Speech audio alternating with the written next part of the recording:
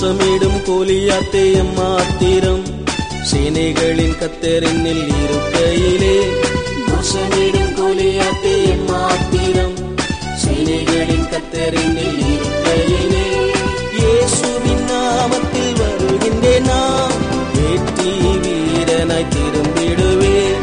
இயேசுவின் நாமத்தில் வருகின்றேன் நான், வெற்றி வீரனாய் திரும்பிடுவேன். வெற்றி வெற்றி வெற்றி வெற்றி என்றே முழங்கிடுவோ. இயேசுராஜன் நம்மோடு இருப்பதினாலே என்றென்று முழங்கிடுவோ. இயேசுராஜன் நம்மோடு இருப்பதினாலே என்றென்று முழங்கிடுவோ. ஆண்டவராகிய இயேசு கிறிஸ்து நாம் மகிமைப்படுவதாக. கடைசி கால சீயோன் ஊழியங்கள் மூலமாக சீயோன் மலை நிகழ்ச்சிகளிலே உங்களுக்காக ஜெபிக்கிற இந்த சந்தர்ப்பத்திற்காக ஆண்டவருக்கு நன்றி சொல்லுகிறேன். எபிரேயர் 11ஆம் அதிகாரம் 13ஆம் வசனம். இவர்கள் எல்லாரும் வாக்குத்தத்தம் பண்ணப்பட்டவைகளை அடையாமல் தூரத்திலே அவைகளை கண்டு நம்பி அணைத்து கொண்டு பூமியின் மேல் தங்களை அந்நியரும் பரதேசிகளும் என்று அறிக்கையிட்டு விசுவாசத்தோடையே மரித்தார்கள். எபிரேயர் 11ஆம் அதிகாரத்திலே விசுவாசத்தினுடைய பட்டியலை நாம் பார்க்கிறோம். இந்த 13ஆம் வசனத்துக்கு முன்னதாக இவர்கள் எல்லாரும் ஆபேலை குறித்து நாம் வாசிக்கிறோம், ஏனோக்கை குறித்து வாசிக்கிறோம், நோவாவை குறித்து நாம் வாசிக்கிறோம், ஆபிரகாமை குறித்து நாம் வாசிக்கிறோம், சாராளை குறித்து வாசிக்கிறோம். இவர்கள் எல்லாரும் வாக்குத்தத்தம் பண்ணப்பட்ட ஒரு வாக்குத்தத்தம் இருக்கிறது. ஆனால் அதை முழுமை பெறவில்லை. ஆனால் தூரத்தில் அவர்களை கண்டார்கள், அப்படியே நம்பினார்கள், அணைத்து கொண்டார்கள். இந்த பூமியிலே தாங்கள் அந்நியர் பரதேசிகள் என்று அறிக்கையிட்டு விசுவாசத்தோடு ஜீவித்து மரித்தார்கள். இவர்கள் எல்லாரும். இங்கே ஆபேலை குறித்து நாம் முதலாவது பார்க்கிறோம். எபிரேயர் 11ஆம் அதிகாரம் 4ஆம் வசனத்திலே மேன்மையான பலியை செலுத்திய ஆபேல், எக்ஸலன்ட் சாக்ரிஃபைஸ், ஒரு மேன்மையான பலியை அங்கே ஆபேல் செலுத்தினார். எல்லாரும் செய்வது போல் அல்ல, எல்லாரும் செய்ய முடியாத ஒன்றை செய்வது, எல்லாரும் செய்யாத ஒன்று. ரெண்டு காரியங்களை பார்க்கிறோம். கொழுமையான தலையீற்று. ஆண்டவர் எதை விரும்புகிறார்? அவருடைய கட்டளை என்ன? யாத்திராகமம் 13:12 தலையீற்று கர்த்தருக்குரியது. ஆண்டவருடைய கட்டளைகள் மோசேயின் மூலமாக வெளிப்படுவதற்கு முன்னதாகவே ஆண்டவருடைய சிந்தையை அறிந்ததான ஆபேல் தலையீற்றை கர்த்தர் கொடுத்தார். மல்கியா 1:14 ஆம் நசல் கொண்டவைகளையும் ஆம் உதவாதவைகளையும் ஆண்டவர் கொடுக்கக்கூடாது என்று அங்கே சொல்லப்பட்டிருக்கிறது. ஆனால் ஆபேல் கொழுமையானதை ஆண்டவர் கொடுத்தார். ஆண்டவர் இன்றைக்கு நம்முடைய கொடுக்கிறதை, நம்முடைய அர்ப்பணிப்புகளை கவனித்துக் கொண்டே இருக்கிறார். தலையீட்டு, முதன்மை, கொழுமை. தொடர்ந்து வேதத்தை நாம் வாசிக்கும் போது மல்கியா 1:14 அப்படி கொழுமையானவைகளை கொடுக்கும் போது ஆண்டவர் பிரியப்படுகிறார் என்றுதான் வேதத்திலே வாசிக்கிறோம். ஆபேலை குறித்து நாம் வாசிக்கிறோம். அவன் நீதிமான் என்று சொல்லப்பட்டிருக்கிறது. எனவே அவன் முதல் இரத்த சாட்சியாக ஒருவேளை தன்னுடைய சொந்த சகோதரன் மூலமாக கொல்லப்பட்டாலும் அவனுடைய சாட்சி இன்றும் பேசிக்கொண்டே இருக்கிறது. நாம் மேன்மையானவர்களை செலுத்துகிறவர்களாக இருப்போமானால், ஒருவேளை இந்த பூமியிலே ஆபேல் இந்த பரந்த பிரிந்த உலகத்திலே முதல் குடும்பத்திலே இரண்டாவது மகன் உலகத்துக்குரியவளை பெற்றுக்கொள்ளாவிட்டாலும் பரலோகத்துக்குரிய மேன்மையை பெற்றுக்கொண்டார். இன்றைக்கு அநேகர் உலகத்தில் பெற்றுக்கொள்வதை தான் பாக்கியம் என்று நினைத்து ஆண்டவரை ஆராதிக்க வருகிறார்கள். மேன்மையான பலியை செலுத்தி இன்றைக்கும் பேசிக்கொண்டிருக்கிற சாட்சியுடைய ஆபேல் ஆம் தூரத்தில் கண்டார், அதை அணைத்து கொண்டார். இந்த உலகத்திலே அந்நியர் என்று அறிக்கை பண்ணிக்கொண்டே அவர்கள் மரித்திருக்கிறார்கள். இரண்டாவதாக இவர்கள் எல்லாரும் என்று சொல்லப்பட்ட இடத்திலே ஏனோக்கை பார்க்கிறோம். எபிரேயர் 11ஆம் அதிகாரம் 5ஆம் வசனத்திலே அவன் ஆண்டவரோடு சஞ்சரித்தவன், ஆண்டவருக்கு பிரியமானவன் என்ற சாட்சி பெற்றவன் என்று பார்க்கிறோம். மரணத்தை காணாமல் ஆண்டவரால் எடுத்துக்கொள்ளப்பட்ட ஒரு ஏனோக்கு. ஏனோக்கு வாழ்ந்த நாட்கள் எப்படிப்பட்ட நாட்களாக இருந்தது? அநேகர் ஆண்டுடைய உண்மையை அறியாமல் வாழ்ந்த நாட்களிலே ஆண்டவரோடு சஞ்சரித்தார். தன் குடும்ப வாழ்க்கையிலே 300 ஆண்டுகள் சஞ்சரித்தார். குடும்பமாய் இருக்கிறவளால் ஆண்டவரோடு வாழ முடியாது, சஞ்சரிக்க முடியாது என்று சொல்வது தவறு என்பதற்கு ஏனோக்கு குடும்ப ஒரு புருஷனாக இருந்த போதிலும் வாழ்ந்து காட்டினார். இதில் இன்னொரு மேன்மையை பார்க்கிறோம். ஆண்டவருக்குள்ளாக வாழ்கிற நாம் மரித்துதான் வாழ்க்கை முடிக்கப் போகிறதில்லை.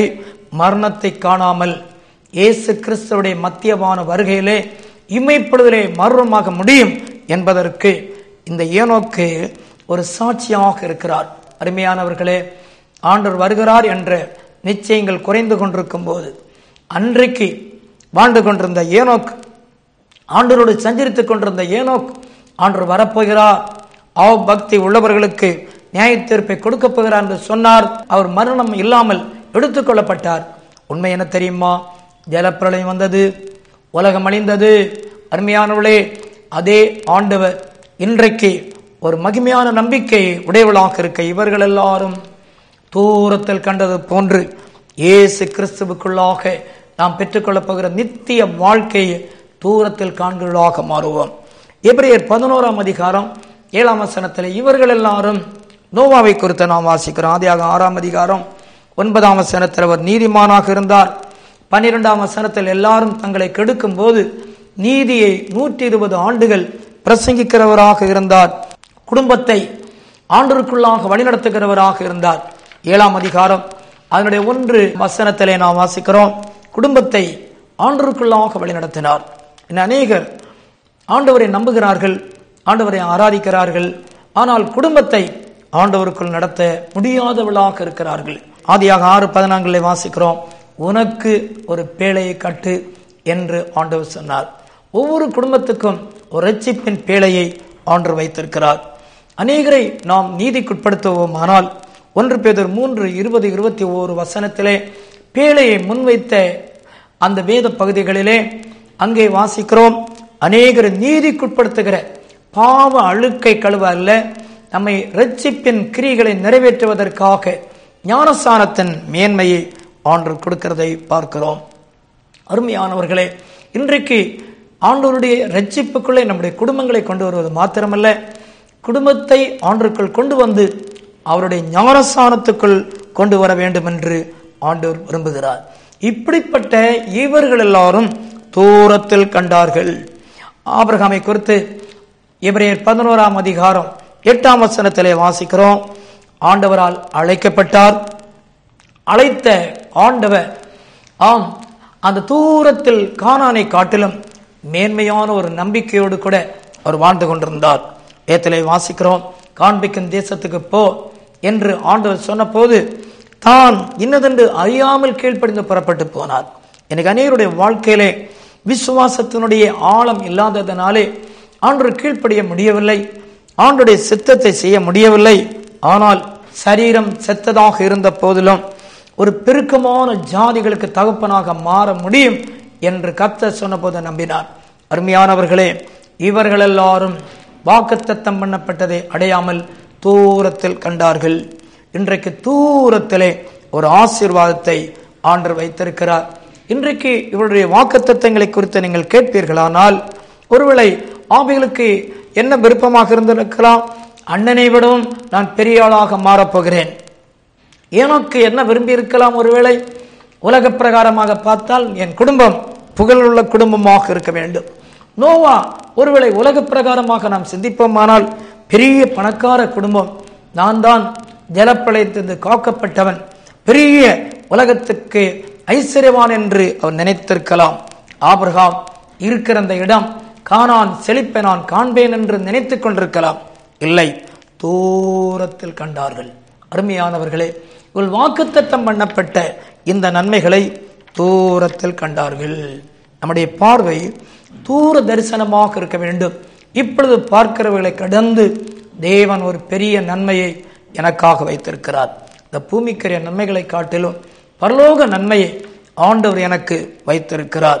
அஸ்திபாரங்கள் உள்ள ஒரு நகரத்தை எங்களுக்காக ஆயத்தம் பண்ணி வைத்திருக்கிறார் என்று நம்பி முன்னேறி போனார்கள். இன்றைக்கு உங்கள் விசுவாசம் எப்படியாயிருக்கிறது? இவர்கள் எல்லாரும் ஆபேல், ஏனோக்கு, நோவா, ஆபிரகாம், இந்த கானான், இந்த உலகம், இந்த பலி, இவைகளை காட்டிலும் மேலான ஒரு சாட்சி உண்டு என்று தூரத்தில் இயேசுவையும் அவர் ஆயத்தம் பண்ணுகிற நிலையான நகரத்தை நம்பி முன்னேறி போக முடியுமானால் நீங்களும் நானும் நாம் வரப்போகிற நாடி தேடுவோம். நிலையான நகரம் நமக்கு இங்கே இல்லை, வரப்போகிறதை நாடி தேடுவோம். ஆண்டவர் நிச்சயமாகவே தூரத்தில் காண்கிறவர்களாக, நம்புகிறவர்களாக, அறிக்கை செய்கிறவர்களாக, அந்நியர் என்று அறிக்கை பண்ணினாலும் நித்திய நிலையான ராஜ்யத்துக்குரியவர்களாக மாற்றுவார். நான் ஜெபிப்போமா? ஆண்டவரே, நிலையான நகரம் எங்களுக்கு இல்லை, வரப்போகிறதை நாங்கள் நாடி தேடுகிறோம்.